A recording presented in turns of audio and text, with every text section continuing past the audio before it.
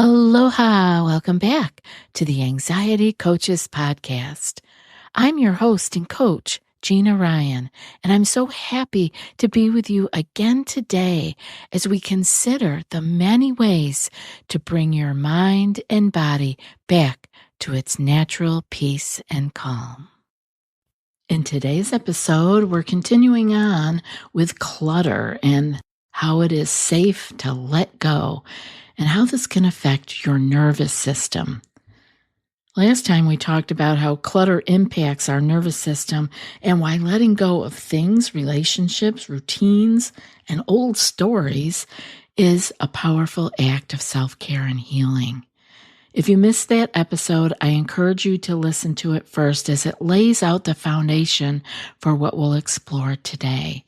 In this episode, I want to focus on simple, mindful practices to help you release what no longer serves you, how to set boundaries that protect your energy, and how to nurture yourself through the process.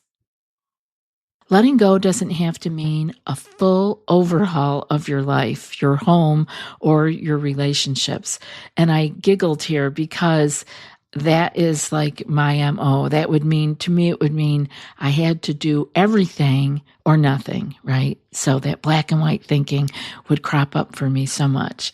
And I'm learning and have learned dearly that we do not need to do a full overhaul of our life or our home in order to start feeling better. In fact, one of the most sustainable ways to release clutter, physical or emotional, is through micro practices. These are small, intentional actions that actually slowly teach your nervous system that it's safe to have less. It's safe to let go.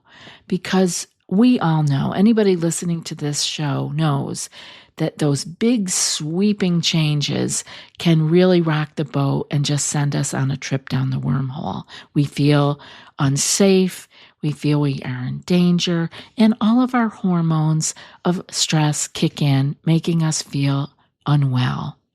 So let's do it slowly. Let's teach our nervous system along the way that it's safe to have less and it's safe to let go. So before you get rid of something or toss something out, commit to something or hold on to just in case, which is a horrible 3 words. Just in case will get you into a lot of trouble. Before you say that, or you commit to a new act, or you want to throw something out, ask yourself, is this supporting my peace or just taking up space? You're not forcing a decision, but you're inviting awareness. Even 60 seconds of reflection can shift your attachment to something you thought you needed. You could do the 3-item rule. Each day you could try this. Pick 3 small things to release. It could be a piece of clutter from your home. It could be a commitment that you no longer want to keep. And the way you find that is to look at your calendar and see what you got going on in there. Or a thought that you've been looping on that you are ready to loosen.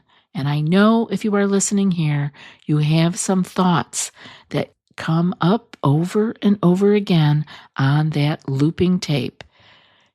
Keeping these things small will reduce the overwhelm, and it builds trust in your ability to clear space safely. And that's how our nervous system is going to respond favorably, is by us being able to do it slowly, not expecting of ourselves lots of broad sweeping changes, but small and steady.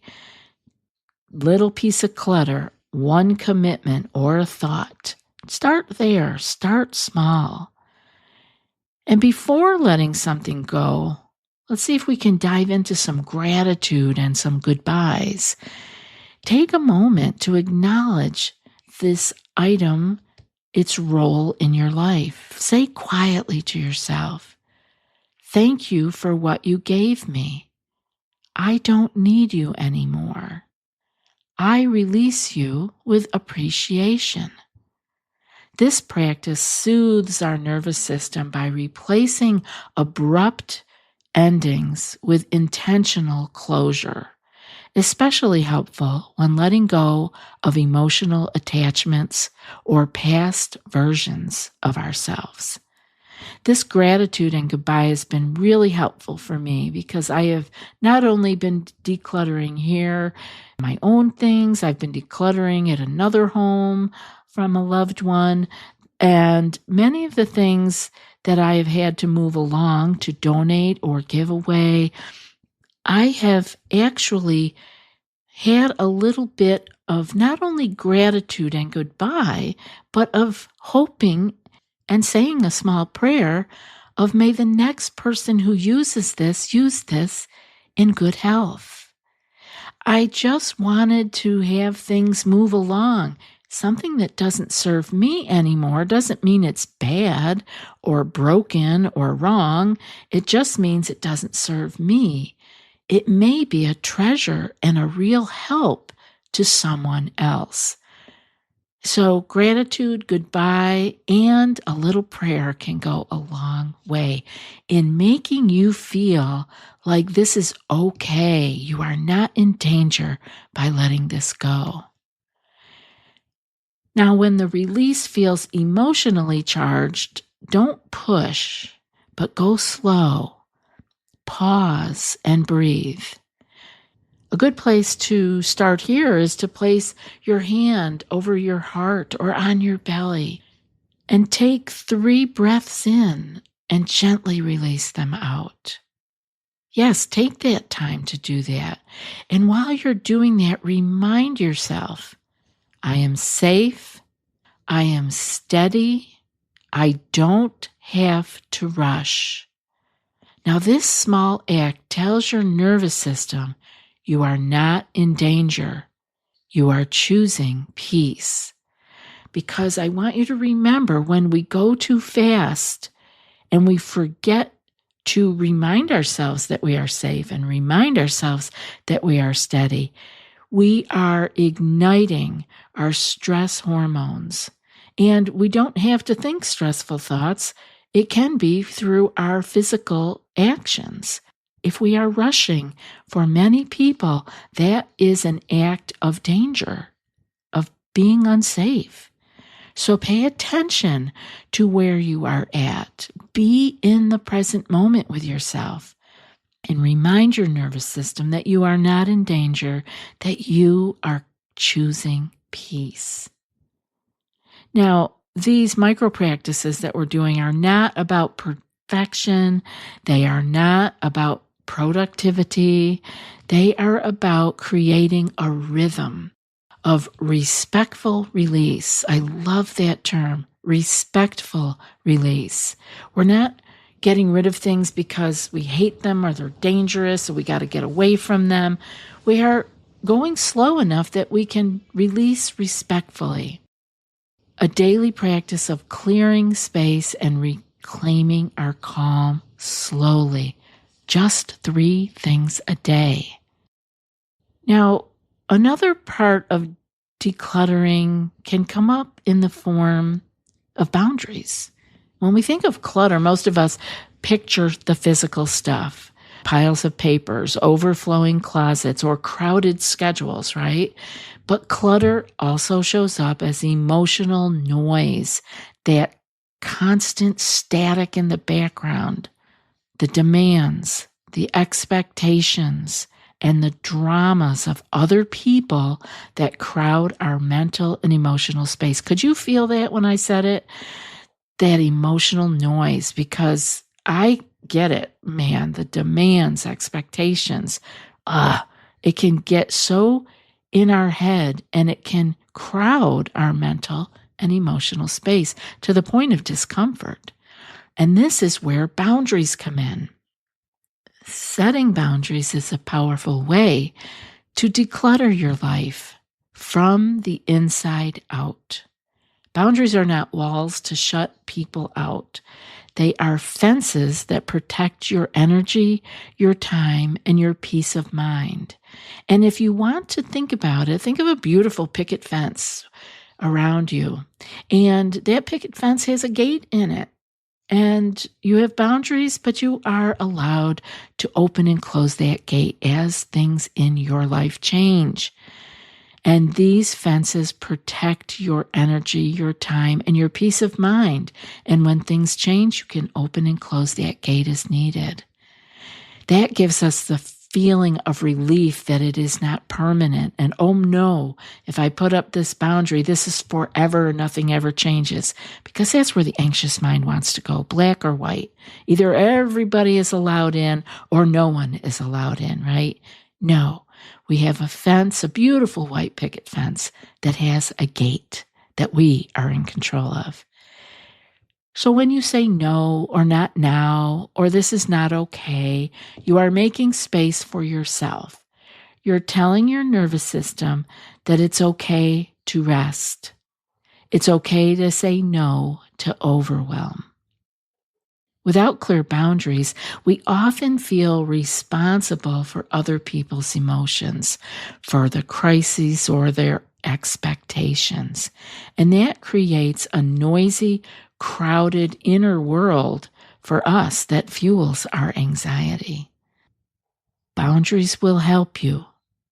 4 different ways here I want to outline for you how these boundaries can help you. Number 1, they can reduce emotional clutter by limiting what you carry from others. Number 2, create predictable rhythms that support your nervous system's need for rest. Many of us have not created enough of a rhythm of rest or actually pay attention to the rhythm when our body and mind need to rest.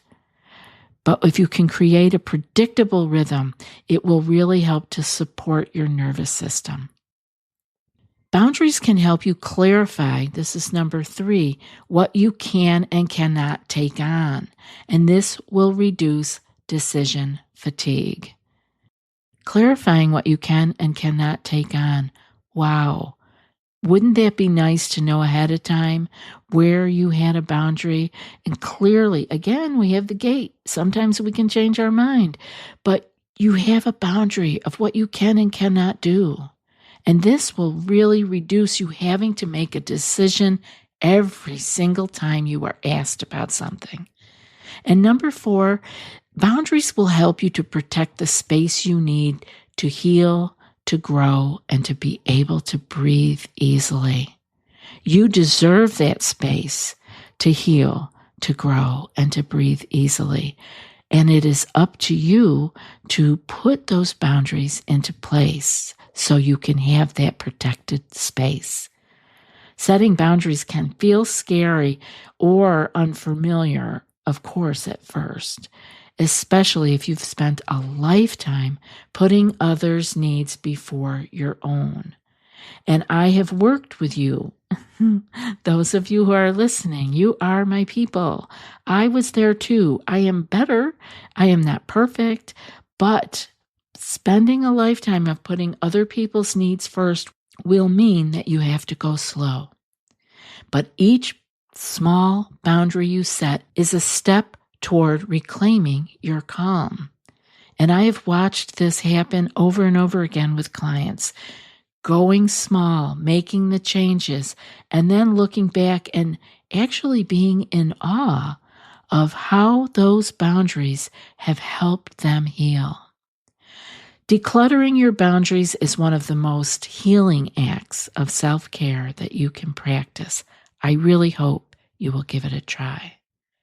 Letting go can feel heavy. It can feel confusing and even lonely. It asks us to confront the unknown, and sometimes that feels unsafe. But what if we reframe the letting go? Not as a loss or a failure, but as an act of radical self-care. An invitation to step into more freedom, more calm, and more clarity. You're not being selfish when you release what weighs you down. You are being a steward, a good steward of your energy, your peace, and your well-being. And believe me, if you don't do it, no one will do it for you. Believe me, you have to do this hard work. And you will claim your energy, your peace, and your well-being.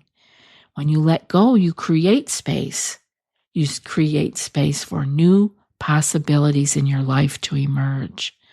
You create space to breathe more deeply, and nothing will help you heal from stress and anxiety more easily than breathing deeply.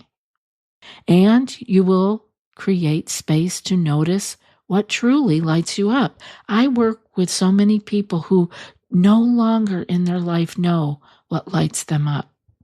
I've worked with people who don't even remember what their favorite color is, or wonder if they ever really knew.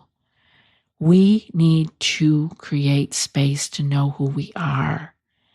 And finally, you will be creating space to rest without guilt or pressure. Often people just need some rest, but the guilt or the pressure that comes along with it is too great. So it is almost easier to deal with the need for rest. But when you have space, when you have finally reframed letting go and seeing it as an act of self-care and create that space for yourself, you will be able to let go of the guilt and the pressure. And so this isn't about doing it perfectly or doing it all at once. You cannot do that. So let that go first. That's the first letting go. It's about honoring your own rhythm, trusting the timing of your releasing. And if anyone questions your choices, remember, your peace is your priority. Your journey is yours alone. You are allowed to choose calm over chaos. You are allowed to choose yourself. I have an affirmation here I would like to leave you with as we begin to close up here. I trust what is meant for me will stay. I love that one. I trust what is meant for me will stay. And it is safe to create space. It is safe to create space. I want to invite you to share something that you have let go of recently. Send us an email, anxietycoachespodcast@gmail.com. Or join us on our Anxiety Coaches Podcast Facebook page, or join our private Facebook group and continue the conversation in there. But let us know what it is that you are working on and what you have been able to let go of. I'd love to hear from you. And now for today's quote. Sometimes we must give up the life we had planned in order to live the one that is waiting for us. And that's from Joseph Campbell. I'll be back in a few more days with another podcast. Until then, be well and aloha.